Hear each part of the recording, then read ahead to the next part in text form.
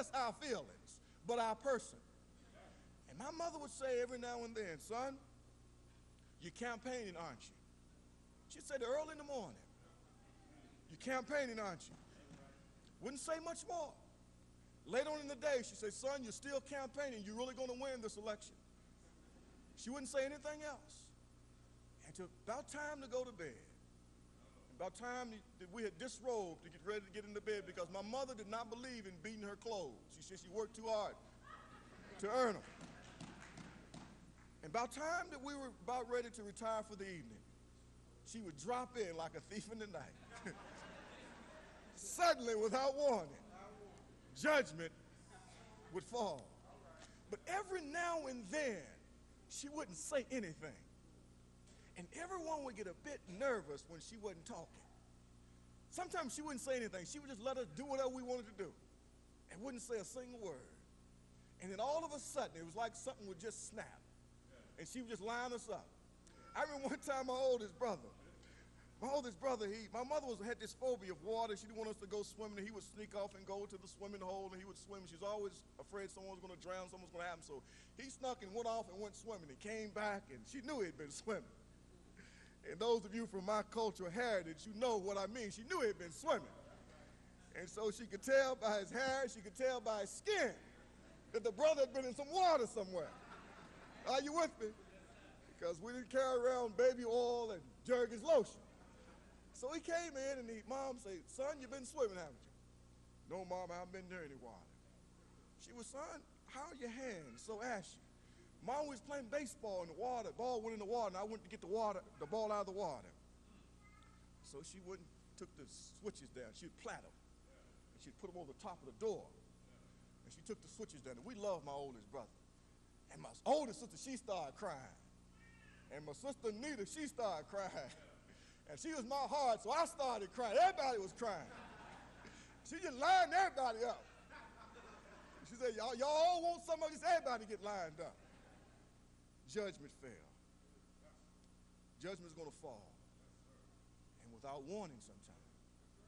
And even in the lives of Christians, God's hand of chastening and God's hand of discipline will sometimes fall without a warning, because some of us are mature enough, we've been exposed enough to spiritual truth, we know what we ought to do, and so God doesn't give us a whole lot of warnings. Sometimes he just comes swiftly in chastening discipline. But it's not in a vacuum. It's not that there's some history behind it. You see, God never judges or disciplines in a vacuum. There's always history that's behind it. There's always something that has precluded it. Are you following me? And so it was in the case of Jericho. But now the cup of iniquity was full, and God was about to kick it over and to pour out his judgment upon Jericho. And he would use the children of Israel as instruments of his judging hand. Are you following me? And he would often use the enemies of the Jews to judge them. He brought in Nebuchadnezzar and the Babylonians to judge them. He kept right there in the land of Canaan. The Philistines were there. And every time they would step out of line, God would bring the Philistines in. He would allow the Philistines to overpower them. He used the Philistines as a chastening rod of discipline upon his own children.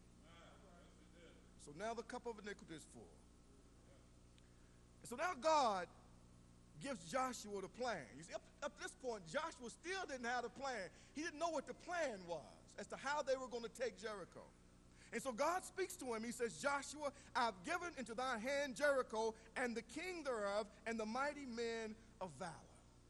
You remember in chapter 5, verses 13 through 15, that God had appeared to Joshua as the captain of the Lord's hosts, as this soldier arrayed in his battle regalia with his sword drawn. He had appeared to him saying, Joshua, I'm the captain of the Lord's host, and I'm going to go before you, and I'm going to wage war against your enemies. And now he says, I'm going to give you Jericho and the king and the mighty men of valor.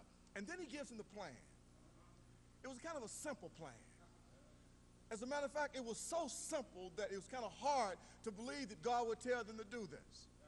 He told Joshua, there's the plan, Joshua. What I want you to do is I want you to get 7 priests, and I want them to get their trumpets. And they use the ram's horn as a trumpet. 7 priests, and they're to take the ram's horn. But before the priests, I want you to get mighty men of war, and they're to go before the priests. And then there's to be the 7 priests with the ram's horn, and then there's to be the Ark of the Covenant, the Ark of the Lord, the symbol of God's presence. And then behind them, another battalion of soldiers. And I want you to encompass the city for 6 days. Don't say a word.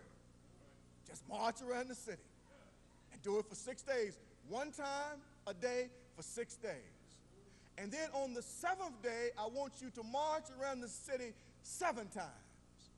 And then on the 7th time, I want the priests with the ram's horn to blow their trumpet as loud as they can.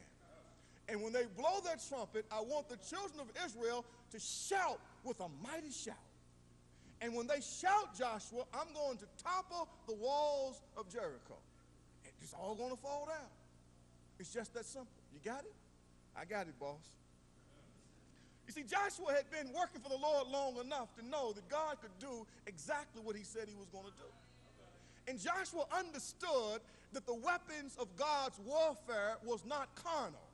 They were not necessarily physical, but they were mighty through God to the pulling down of strongholds.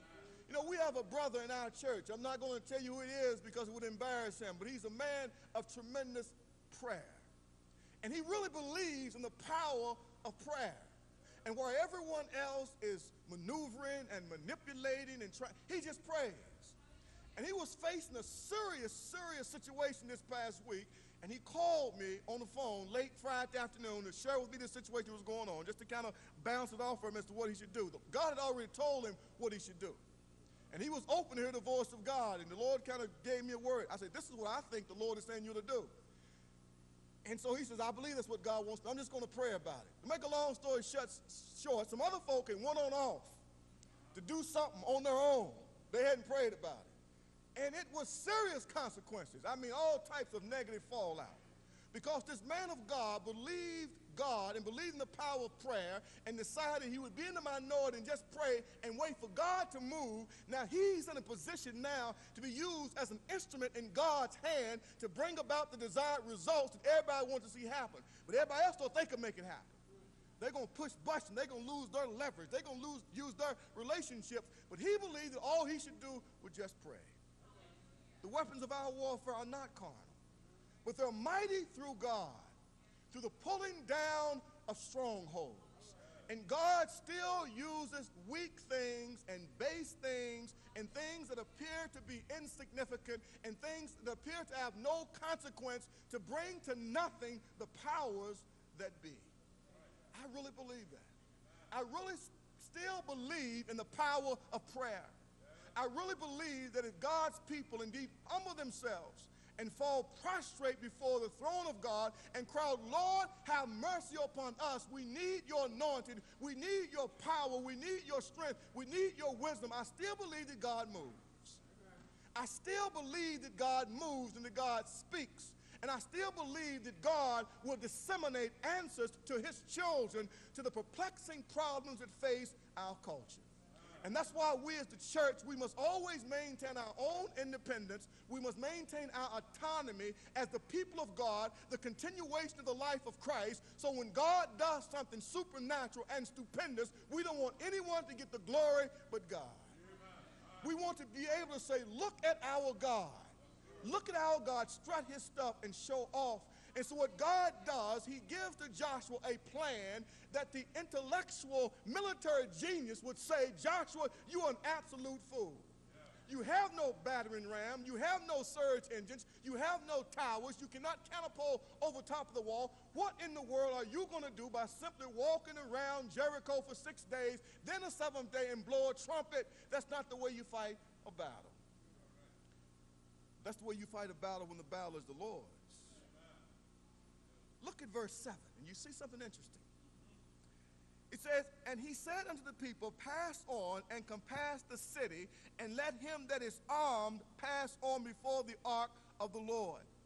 And it came to pass, when Joshua had spoken unto the people, that the 7 priests, bearing the 7 trumpets of ram's horns, passed on before the Lord. Hold it. Passed on before the Lord. You know, the change in words. In verse 7, it says they